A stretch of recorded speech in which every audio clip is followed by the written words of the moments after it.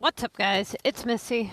I'm back with another SimCity Buildit video, and today I wanted to talk to you guys a little bit about happiness, population, and a couple of really big mistakes that I'm seeing a lot of you guys making, especially you beginning players, the people that are probably right around level 10 to about 24, especially. Okay, so hang on, I dropped my stylus here. It's been a weird morning, man. Go to the coffee stand and the lady was like, "Did I just hear your straw break?" I'm like, "Dude, you've been working here way too damn long." Because I was like looking for a hole in my straw. She's like, "I heard a straw break." It's like, okay, dude, you're a professional. Okay. Anyway, so as you can see, my happiness is at 38%. And I did that intentionally because I want to show you guys something. Now, normally my taxes pay around 20,000 every 24 hours. Okay? So right now they've dropped down into the 14% pop boost or tax boost. So the way this works is taxes are accumulated based off city level, city pop, and happiness. Okay? I'm at max level. The max level is 99. And the population that I have, as you can see, is right around 2,763,965. So, really, honestly, the only way to make my taxes go up at this point is to increase my pop and obviously fix my happiness. Now, very, very, very early on in the game, you will notice that you're going to have a lot of service demand. And what happens is, as you progress through the game, as you increase population and do house upgrades, the service demand rises. Okay? And what people will do, instead of making the most beneficial decisions, they will do the quick fix, like get it done right now, get it squared away, and then they neglect it until it repeats itself. And so what happens is you do a few house upgrades, and all of a sudden you get this little notification down here at the bottom of your screen. You click it, and you see, okay, what's going on? And it's requiring a certain amount of services, right? Well, typically this pops up, obviously immediately. So you only need usually between 1 and 3, right? And so what people will do is, if they don't have coins, they will purchase the smallest ones just to get something there, and so that the happiness doesn't drop. And the reason that that's not beneficial, especially for you lower level players, is because you really can't afford that, right? And so, for example, sewage. If you look at the cost, you get seven sewage for 4,000, and it takes up 1 square on your map, right? This one is 12,000, takes up 4 squares, and gives the same amount of coverage. So if you times 7 by 4, you're going to pay 16. You're going to do 4 times 4, so 16, right? So that's 16,000 to buy 4 of these to get 7 times 4, which is 28, to get 28 coverage. Or you can pay 12,000. So you're basically getting one of those for free, in a sense, and get the same amount of coverage for 12,000. Okay? Now, maybe some of you don't have 12,000 right now, so you're like, screw it, I'm just going to get the smaller one. Do not do that. Okay? Then you look at the higher one, right? And you go up to 20. Okay, so hang on just a second here. I was showing you guys something. I had done the video and I screwed it up and accidentally deleted it. So I'm going to show you on the Sunny map.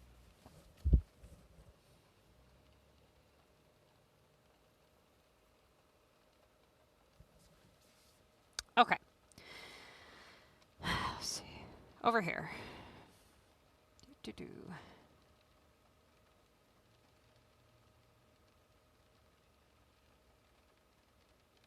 So here you can see you have 15 for 6, 31 for 12, 40 for 15, right?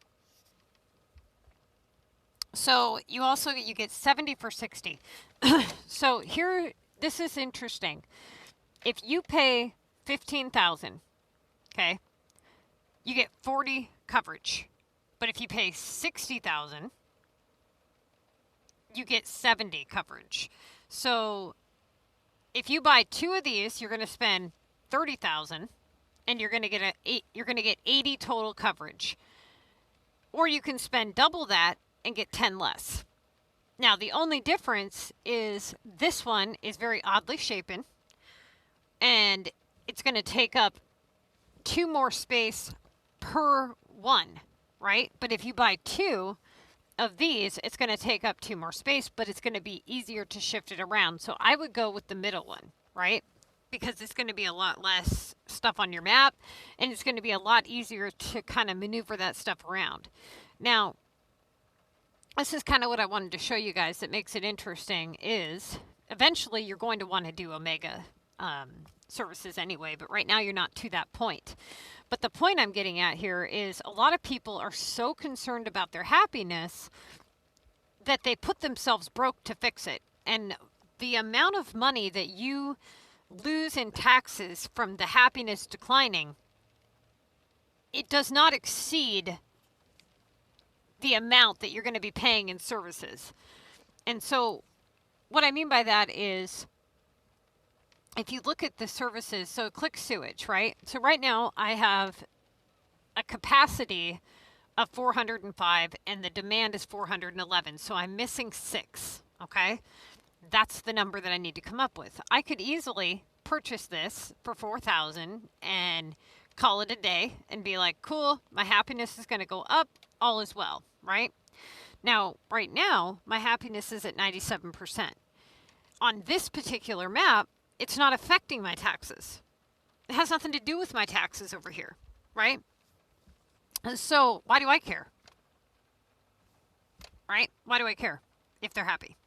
So essentially, if you click on your happiness stuff, all this shit over here on the regionals really doesn't matter at all. It matters for population. That's how it's going to affect you because the pop will drop if people are unhappy. But how much taxes are you really losing is the point I'm making. Okay? So it's very, very minuscule. And when you take into consideration, you have 2 choices. Okay?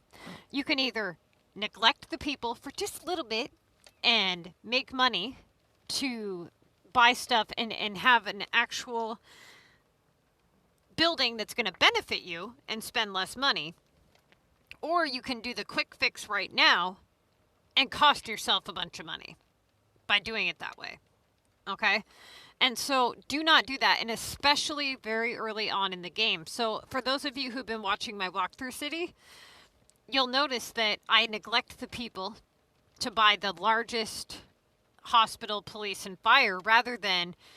Do you know how many police, health, and fire I would have had to purchase already? And I would have ended up spending 5 times the amount of money just to keep a fraction of the people happy.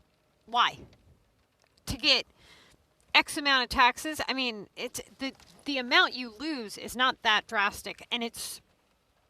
The other thing is a friend of mine the other day, he asked me, if a house is on fire, will it eventually burn to the ground? No. And so you really have no penalty other than that. And so what I'm saying is you guys really need to pay attention to the fact of you're wasting your resources. Okay? There's no need to buy the little resources and spend money because what's going to happen is you're going to say, you know what, I'm going to do this for now and then I'll come back and I'll get the bigger one. But you never do. You don't do that until the next time around when it notifies you, right? And then you're like, oh shit, I forgot to get that bigger one. Now I can't afford it. Now you've got another smaller one. Next thing you know, you're looking at a map full of small stuff and you're looking at it going, wow, this was a big waste of money. And so you upgrade to a bigger one, and then you bulldoze half your smaller ones, right? To save up, to get space. And so it's this vicious cycle of wasting money when you could have just done it right the first time and avoided all that stuff and saved yourself money. You might have people unhappy for a little bit, but essentially it's going to save you money. Now, I also want to show you guys how quickly the happiness can go up and down. Like, people act like, oh my God, my happiness is low. It's the end of the world. My city's going to just fall apart. And what I'm saying is, let them move out. Let the houses burn. So what? You can fix it in a matter of seconds. The worst possible thing that I know that's going to happen today, if I go to my capital map and I drop my city happiness to 0, okay? The absolute worst thing that can possibly happen to my city is I'm going to lose out on 24 hours worth of taxes. Big whoop. So what? And you know what? It's not even going to be 24 hours worth of taxes because I've already collected some, right? And so my taxes were at $20,000 before I dropped it down, which has only been about an hour since I did that. It's at 38%. And the reason that these people are not happy with me at the moment is because I knocked out one of their roads. And what I want to show you, especially for you people that have had notifications where, let's say that you're moving shit around and then all of a sudden you get a notification and everything's red. And you're like, oh my God, what the hell happened? Okay? That means you knocked a road out somewhere. So what you need to do is click on whatever's not happy, and in your case, it's probably everything. Click on something, let's say water, and locate wherever your services are, and then follow the pipes and say, okay, notice how this water facility here has a pipe going out it and it's traveling to the homes. And notice how this one does not. And notice how there's a road here with a bridge that leads to nothing. This is just one road right here with nothing on it. Or nothing that leads to anything. See? That's where that comes from because I knocked out this bridge right here. Okay? So if I was to place the bridge down,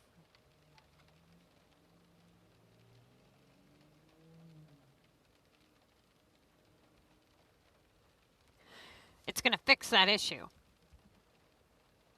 See how it's got the pipe now? So now I can say, okay, why are these people not getting water? Why are these people getting water, but these people are not getting water? So if you look at the way the house is facing,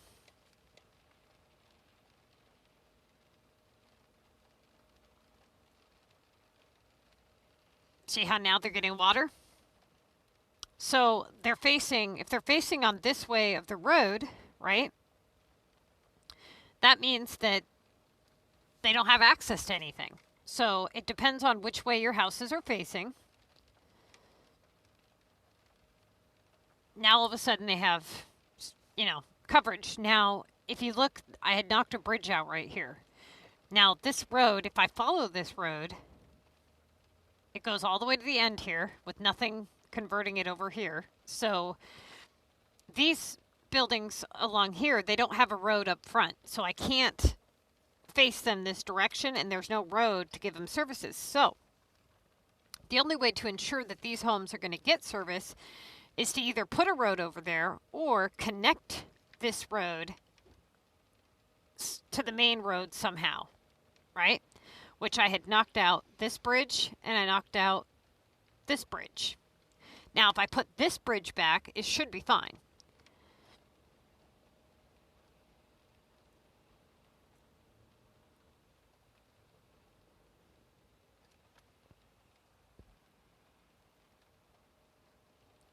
And for those of you who have trouble placing bridges, first off, you have to have water under most of them. And you have to kind of position them a certain direction. Some of them only place in one direction. Some of them place in all direction. Sometimes you have to place them in the middle. You just got to mess around with it. And a lot of people have trouble with that. I do have videos on that. Now you see the water is fine, right? Because now I've got the pipe running there and it's getting services to all those homes. So always look at which way your buildings are facing and the coverage zone for your roads and all that. Make sure that everything's being met. Now, if you zoom in way far, you'll see that little garbage trucks and stuff leave the little services, and they have to drive and get around. They can't just, fly over to you. So here I've knocked out the power for everybody, okay? Now you can see here that I've met the service demand. So if you have this notification and you click it and it says capacity is met, okay? Or the demand is met, you have enough capacity, then that means that it's they can't access it. So it's an access issue. So what you need to do is click that and say, okay, where is the issue? How do you do it if there's no pipes, right? Well, that stems from where's your power at? Where is your power plants located? So you click on your power, and any building that is not gray is a power plant, right? So right here, I can see that my power plants are sitting on this side on this road, which tells me that the reason that the only knockout in road here on this road is this right here. So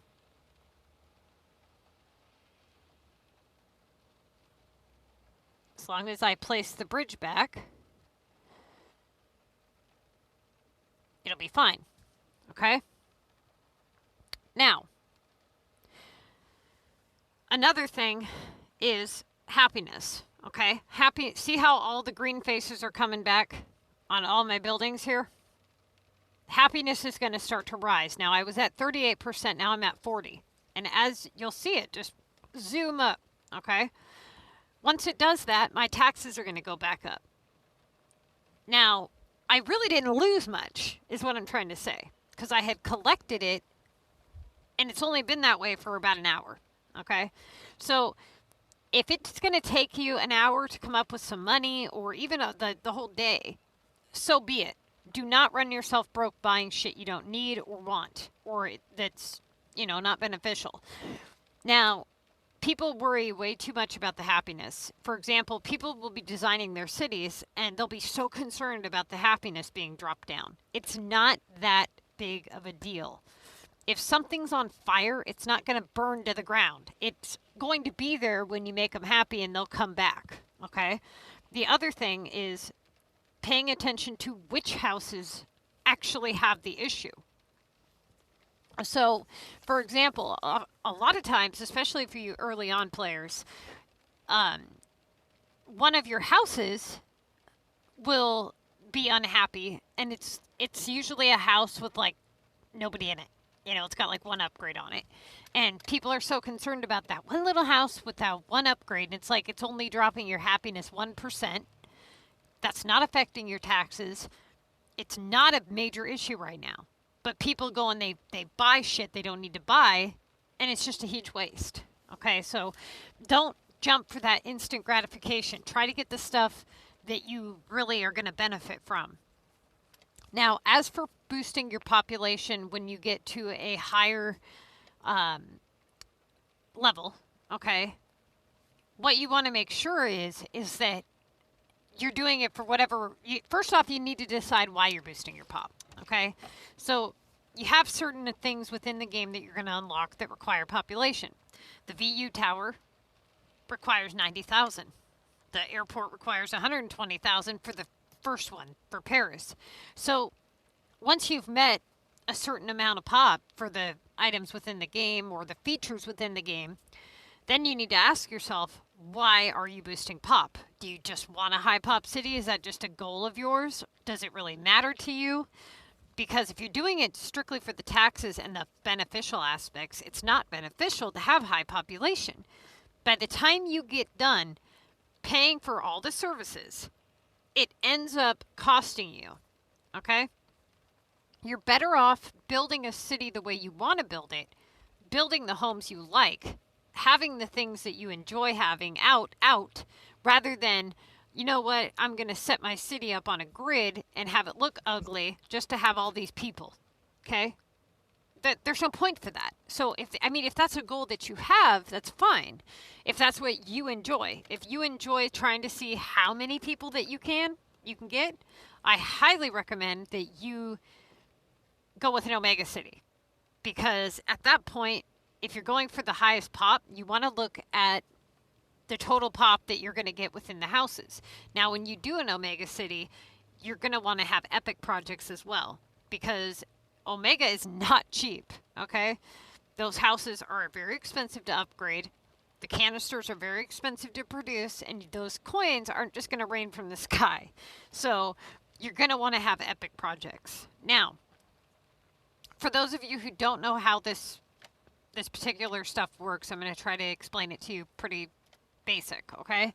When you click on any house, it doesn't matter which, it has a max population amount, okay? Which means the max number of people that can live in this house with no pop boosted is 1836. The service demand is low, okay? Which means it's going to require less services. Now, what this means is if I pick up this particular house, this is a regular residential that's been converted to an epic, and I place it somewhere where there's no pop being boosted in any way, I'm pretty sure. Let me look. Hang on. There might be something over here.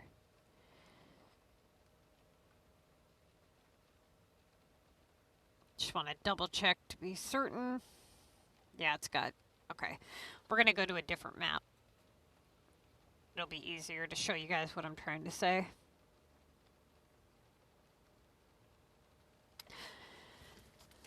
So the population, the max population for Omega is 2,550. Now, so let's say, no, this is not. Okay, so this is a regular residential that's max upgrade. Okay, we're going to put it somewhere where there's no coverage of anything. So it's at 1836, which is what it should be at, right? Because that's what the max pop is for a regular residential with no pop boosts.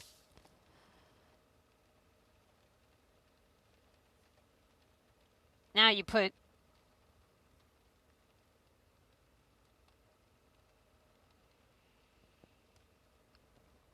this here, the pop boost for an epic project is 2411, or not boost, the total population is 2,411. Now, this particular house actually provides a purpose, right? So not only does it look cool, but it's got more population with a low service demand. And it provides a token. Okay? So it's constantly paying you in a sense. So every single day, every 24 hours, I'm able to collect a piece of a gold token from this building for the duration of its lifespan. As long as I don't bulldoze it, I'll have that forever. And I can speed up my shops and I can make tons of money, right?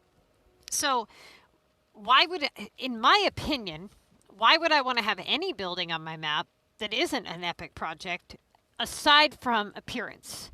That's the only purpose. Now, if you're speaking in terms of the max pop that you can ever have, technically that would be Omega.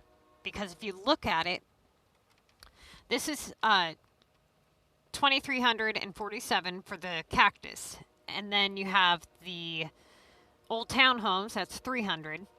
1836, Omega's 2550. All of the regionals are the same, okay? Then you have Tokyo, which is 2,204.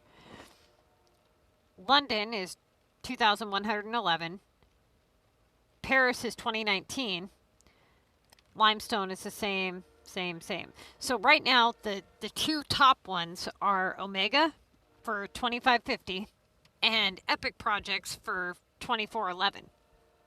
Now, in my opinion, I would rather take the teensy bit of loss from the Omega versus the Epic and have something that doesn't require a high service demand, but also provides a purpose.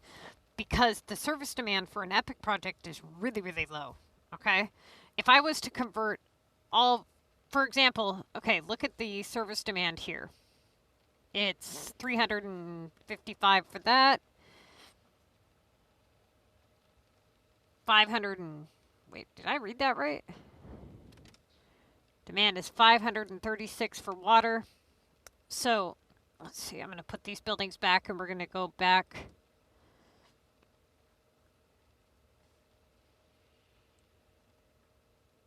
And for those of you who are confused, the pop, that's the max you can have without anything boosting it. So what ends up happening is you put specialization things around the houses and it boosts the pop within the house. And then when you click on it, you'll see how it says 2347.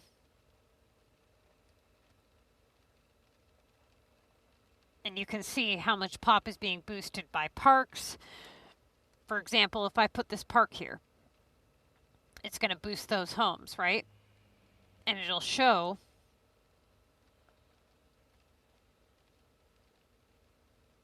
can't get it to pop up. You have your wealth forecast here. I removed all my specialization things away from everything because I've been busy. So by me placing this here with all these houses, okay, I'm getting a total pop increase of 24,187 between every house that this touches, okay? Then 20,000. Now what you can do is you can actually put this, like kind of place it around and see what you would expect. Now you have to deduct whatever building you move. Like for example, it says 50,362. I would have to move something in order to place that down, so it's going to, fluctuate just a little bit, but essentially that's how you read that, okay? That's what that means. Now, right now, as you can see, I've lost coverage everywhere. Why did I lose coverage? Did I knock a road out? Did I...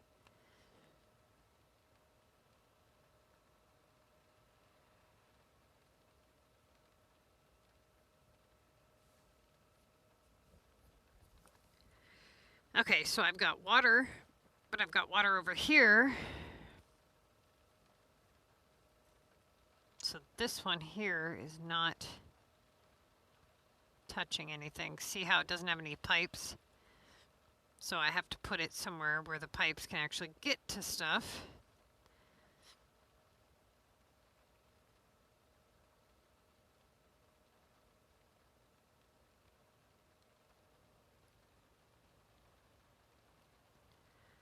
Okay. Where did I knock a road out at? Give me just a sec, you guys. Okay, I found it.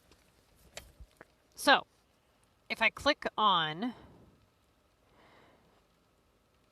the fact that it has all the services knocked out, that tells me that I knocked a road out. Because, I mean, to lose everything all at once is crazy, right?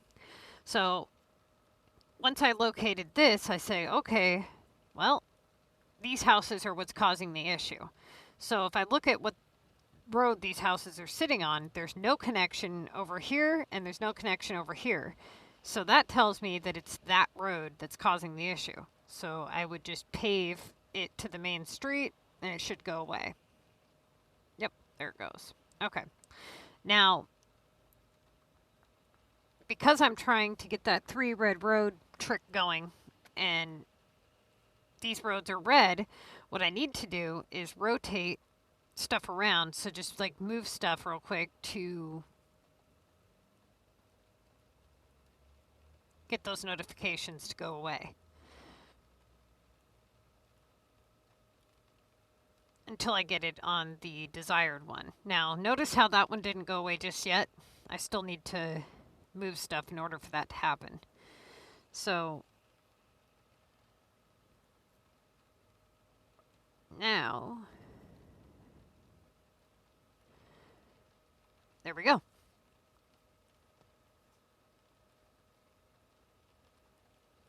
Okay, so as you guys see, I used to have a lot of population on this map. Now, I had recently unlocked the last map, my last limestone map, and I was able to get that unlocked. So I said, screw it, I'm going to put all my pop boosts and things like that in storage because I had never anticipated building up these maps with this style. This wasn't my goal at all, but I wanted to unlock them all, so I had to boost my pop up to 10 million in order to unlock the last map. Now that I have, I can just do whatever and build my maps the way that I actually want to.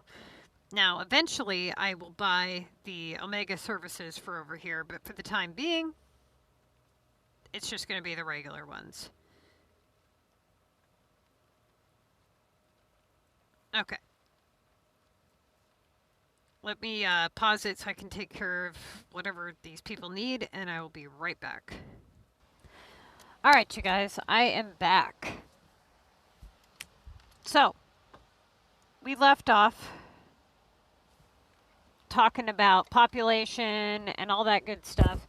Now, you guys, the other thing that I wanted to kind of explain to you guys is that very early on in the game, it is not super important that you focus on population past a certain point. You know, you want to unlock the features within the game, sure, but you, especially very early on, you don't want to go broke constantly upgrading services and roads and things like that. So, the other thing that I wanted to kind of touch base on too is I've seen a lot of people talking about camping between levels 10 and levels like 17. Now, I don't recommend doing that for very long because you're missing out on so many other key features within the game that you end up really hurting yourself. So you can choose to camp a very low level, right? And have a higher algorithm, so to speak, or you can obtain more rares by going up a little bit in level because you're going to be able to unlock multiple features within the game and essentially not only increase the amount of rares you're going to accumulate, but also start getting other stuff done. So, for example, if you remain below level 18, you're not working towards the contest to mayors. You're not earning those new buildings. You're missing out on buildings that are never going to come back again. Every time that we get a pass, that's a one-time deal. You don't get to earn those again. So is it worth it to remain low level to have a little bit better of an algorithm, so to speak? Which, again, just because you don't have more items unlocked doesn't mean you're going to acquire more rares. Okay, you also don't have as many depots unlocked when you think about it. So essentially, if you're only visible to these depots with these specific items unlocked, the more items you unlock, the more depots you can access, right? Now, essentially, what ends up happening is the higher demand items get purchased first, thereby flooding the market with a bunch of undesired items, which makes it more difficult for you to find the items, the rare items, right? Now, the issue is that a lot of people at low level are feeder cities that are hunting for rares themselves. Then you have the newbie people that don't realize how beneficial the rares are just yet. And so they end up selling their stuff off. Those are the people that you're going to be buying from, essentially. Now, as time goes on, people start to get smarter and they start to go out and venture into the YouTube world and see, hey, you know what I mean? Wait a minute here, I'm screwing up and I'm selling stuff I shouldn't be selling. And then they stop selling it and you start to notice this decrease in rares because people stop selling their rares. More people are hunting them and less people are selling them, right? And you're limiting the number of items that you have unlocked is also limiting the depots that you have unlocked. And so, in a sense, you're really restricting your gameplay to about nothing. Because here's what's happening. When you're between levels 10 and like 16, you don't have the war feature unlocked, which means you're not accumulating war cards, which is going to be very important once you hit the Mega League. because you're going to want to get those 3K tasks done relatively easily. So every war card that you acquire, you want to hold on to, right? So that when you hit Mega, you can do those 3K tasks back to back. Now, the other thing that you don't have unlocked is you don't have the pass unlocked, which, for those of you who don't know what that is, every X amount of days, I believe it's 45 days or so, we get a new pass, okay? And if you purchase the pass, you get both the top and bottom of these rewards by doing assignments. So you go to this tower here in the water, and you complete assignments each week, and you earn prizes for completing these assignments. Now, when you go up against people, you're going to go up against people of your level. You're going to get thrown in with a random 100 players, okay? And you're going to fight your way to the top of the leaderboard. Now, at a certain point, it becomes damn near impossible to win and benefit, okay? And that's where a lot of people make the mistake is they compete, but they're not benefiting. So even if you're winning, if you're not benefiting, what's the point? People are competitive. They will pay money, real money, to play calm each and every week, even if they're not benefiting, just because they're competitive, just to say they won, okay? Then you have the people that ruin it for everybody, the hackers. They come in and they hack the game, and they ruin it for all the people that are playing legitimately. And at a low level, you can still benefit from doing these assignments competitively. And I want to make sure that everybody's really aware of what I mean when I say when you play the Contest to Mayors competitively. What I mean is playing to win the prize from the league. You have multiple prizes that you win by doing assignments. You're placed in with a random 100 players, okay? And that is where you go and you look at your leaderboard. Now, on your leaderboard, this is the people that you're going up against, okay? Now, I'm only in City League right now because I've been so busy I haven't even been doing my assignments. You are limited to the number of assignments that you receive each week based off what league you're in. So you're going to fight your way to the top, and then based on your placement and based on the league you're in will determine which prize you receive. Now, if you click leagues, it tells you the prize that you get in the leagues for the first place prize, right? Now, everybody wants the mega prize. Everybody's going to be fighting for it. Now, the competition can be really hard or it can be really simple, depending on where you're at in the past, where we're at with the contest, who you're going up against, all that good shit. So, essentially, though, the guaranteed prizes that you will receive are the pass rewards. As long as you're doing your tasks and earning your points, you will receive these pass rewards, okay? Now, at the end of each and every contest that runs with a certain amount of time, that is going up against the leaderboard. Okay, so you have X amount of days, about 5 days, to finish this part of the contest. Now, notice how it says 1 day and 13 hours remaining, but I can still complete assignments. It doesn't go towards the leaderboard because that's done.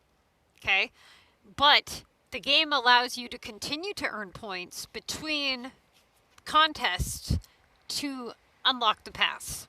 So if you're playing competitively, you want to play strategically, meticulously, you want to prep on your day off, and you want to pick your assignments very, very carefully.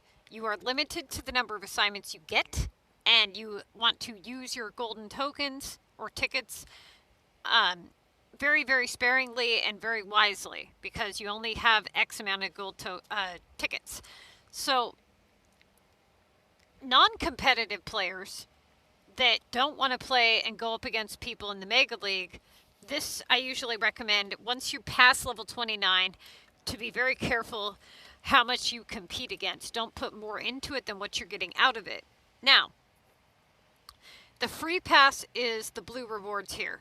So as you can see on the top right corner, you're going to earn these rewards. Now, as I was talking about with the storage and hunting storage and all that stuff, when you're below level 17, you don't have access to this pass, the league prize, the group prize, the war prize. You're missing out on all of this stuff, okay? So when you join a group, all the group members add points to the group chest. And based upon your points will determine how high of a chest your group hits, right? So everybody contributes and then you hit the group prize. Now, as you guys saw in the video, oh wait, no you didn't because that one got screwed up. I had received some storage and dozer and then I got some cash. Now, that happens each and every week. So depending on how well your group does will determine what prize you receive. Now, you have to contribute at a minimum of 3,000 points to even be considered eligible for the group chest, and you have to place within the top 25 players of your group. Now, here's the thing about this, you guys, and that is, when you look at the prizes for this pass and all this stuff, you're missing out on all this stuff. Okay, stuff that you're never going to get again. Now, granted, right now, the buildings have been pretty shabby. But, regardless, that's a lot of stuff that you're not being able to take advantage of. You're also going to miss out on the upcoming sale, because typically, and every year that I've ever played, we've had a Black Friday sale, where everything goes on sale for really cheap. Now, the lower level you are, the less you have unlocked, the more you're going to miss out on. Limited time stuff for the holidays. That shit comes around either one time or annually, and then usually they put out new stuff each year. You're going to miss out on that stuff if you're below a certain level. So what I'm saying is the teensy bit of benefit that you get from less items unlocked in the Global HQ does not mean that you're going to obtain more storage items because you're level 10 versus level 18. You're also not going to be able to make donuts, which is going to account for $30,000 worth of your daily income. Now, another thing that you have to remember is when you click on the Global HQ at a low level, oftentimes you won't get a full loading screen. You'll get maybe 1, 2, 3, 4 boxes. So that's another thing you need to consider. You also need to consider that a level 18 player really doesn't have that bad of an algorithm. In fact, they have a really good one. Now, granted, you do unlock sugar at level 18, which does suck, yes. But it makes up for it when you look at all the other key features that you get still. Then you have to take into consideration that you can trade with group members. So you have access to all these other people that are willing to trade.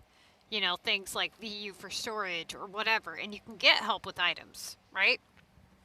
So, if it were me, I would not camp level 10, and I would not camp level 15 or 14 or anything like that. I would try as hard as I could to make storage a #1 priority at the beginning of the game, and typically what I attempt to do, or try to do, is to have right around 150 storage at a minimum, usually by the time I hit level 18. Once I hit level 18, the idea is in the Missy's Building Guide that you're going to camp for 5 weeks. And during that 5 weeks, and why 5 weeks? I'm going to tell you why. During that 5 weeks, you're going to launch war attacks as much as you can, and you're going to gather all these war cards, okay? And you're going to gather up all these tickets and whatever, all these prizes, and you're going to upgrade your storage. And you're going to climb your way to the top of the leaderboard, okay? Each and every week.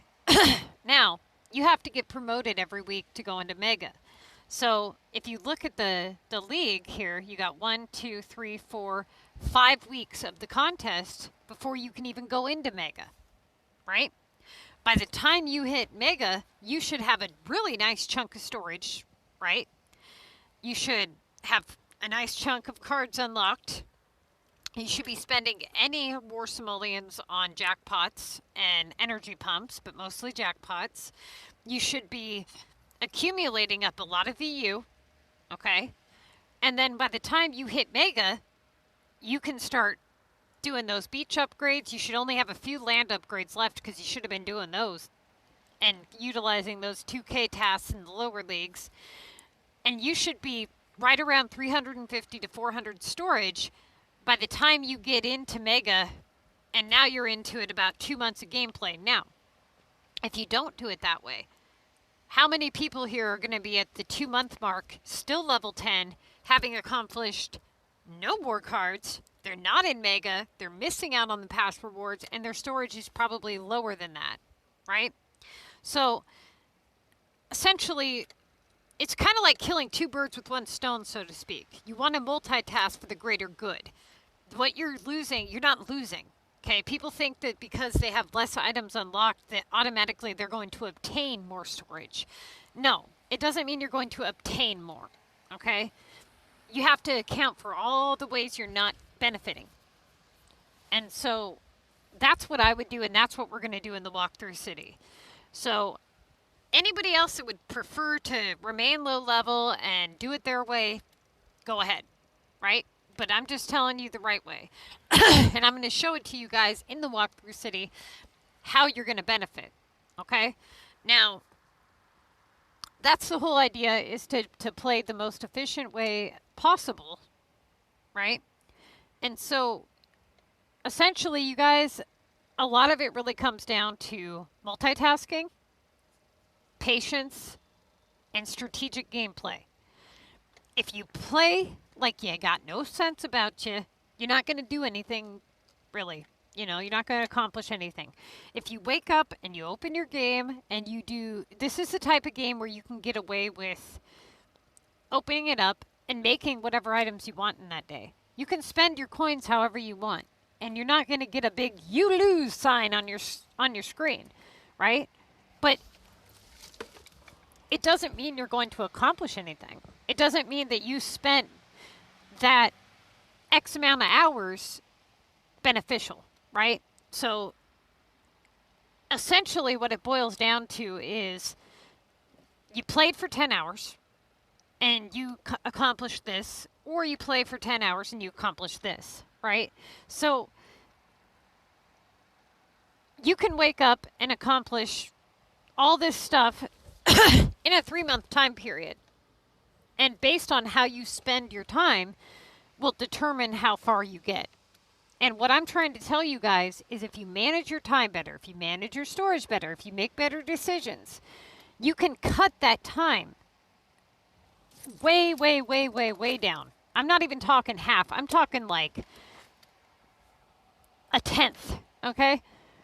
I'm seeing people, I'm not even kidding you. This is not even an exaggeration, you guys. I am seeing people that have played 6 years. And I'm not talking no people that play no fucking 1 hour. I'm talking people that play religiously for years.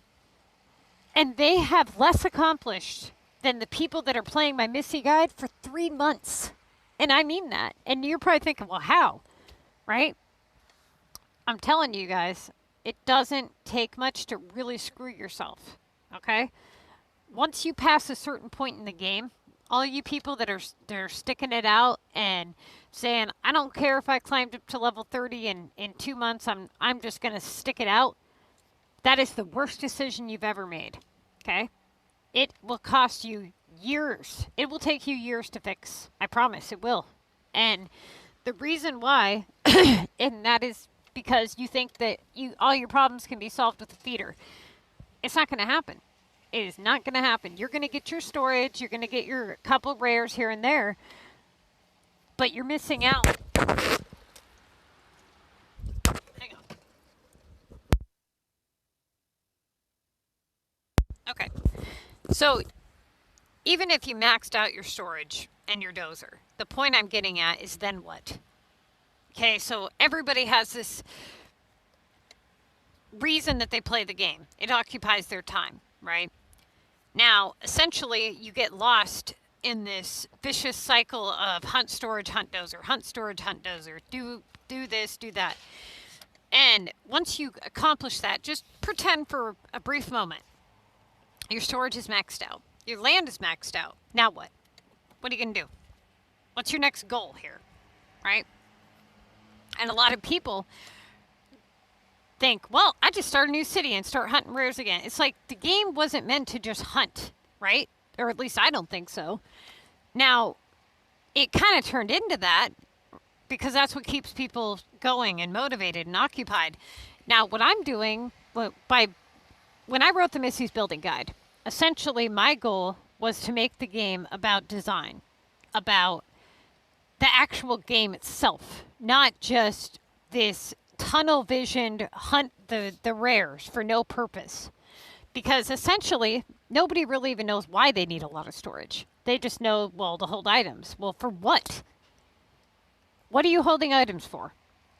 Oh, well, nobody ever thought about that, right? They're like, wait a minute here. So, oh, you mean I actually have to hold items to do epic projects? Hold items to run my production guide accordingly? Nobody does that, though. Very few people do that. They just like, but to hold items. Well, for what, though? You know, if you're not doing epics, if you're not playing strategically, if you're running your shops like a jackass, how are you going to get anywhere? You know? People get into habits. They form these habits. They're like, you know what? I'm just going to make these because that's what I make. And then you ask them, all right, how are you running your production? Well, I make this. Okay, why? I don't know. I just do. It's easy. It's like, hold on here. Back up. This is more beneficial to make. Oh. Okay, well. I didn't know that. Okay, cool. So now what are you going to make? Oh, I guess I'll make that. Then you talk to them in a couple days and they're like, yeah, I made a few. It's like, my God. You know, if you put just a little bit of effort, you would get so much further. And that's the point I'm getting at. And you guys, I can help you guys get there and get you guys where you need to be, but you got to break the cycle. You have to stop playing the way that you're playing and make changes. You can't just make the changes you want to make and expect the results that I'm offering, right? So essentially, you have your play style, you have your habits, right? So think of it like driving, okay? You get taught how to drive from somebody, and then over time you acquire bad habits, right? Bad driving habits. And then it's very hard to break those habits. So now you're taking an advanced driving course and you've got Ken Block sitting in the front seat going, no, no, no, don't do that, do this. And you're trying to do it half his way and half your way. It don't work that way. You know what I mean? You either go with the expert and listen to the expert and do what the expert says and exceed, or you continue down doing what you're doing and end up with the same results that you've had. That's what it comes down to. You can't do it half your way and half my way, okay? It's all or nothing. And so you can choose to, but that's the results you're going to get. And I can tell you guys that when I put the thought into the advice that I give you guys, it's very, very, very, very thought out, okay? I don't just sit down and go, you know what? This is more beneficial than that, and just think about it for 2 seconds. I think about it for a very long time, and I think about all the possible ways that it would benefit or not benefit, and I weigh out the reward versus the cost, so to speak. And then I determine, okay, this is the most effective route, right? I don't just go, yeah, well, it kind of seems good. Tell them that. I don't do that, you know? I have nothing to gain here. I gain nothing from these videos, really, essentially. I don't get paid. You know, I'm here to help you guys because I'm sick and tired of seeing people suffer and basically end up screwed. So basically the way that you can give back to me, essentially, would be liking my videos, hitting the subscribe button, you know, advertising my content. And for those of you who were asking about me going live, I can't go live until I have 1,000 subscribers. But definitely it would be nice to go live with the walkthrough city so that I can interact with the chat and answer the questions that you guys have. So that is definitely something that I'm going to be looking into. But for now, the best thing that you guys can do to help me out would be to hit the like and subscribe button, comment, and we do have room in our group if you want to join us. Our club code is RQMKNG. I'm going to get that walkthrough number 9 city going this morning, and I will definitely see you guys on that city here in about 45 minutes, okay? Also, if you guys want to join us on Facebook, All you got to do is type in SimCity Buildit MissyAnne into Facebook, and you can join our Facebook group. We have links to the Missy's Building Guide, the comm guide, the production guide. It's all on there. Okay?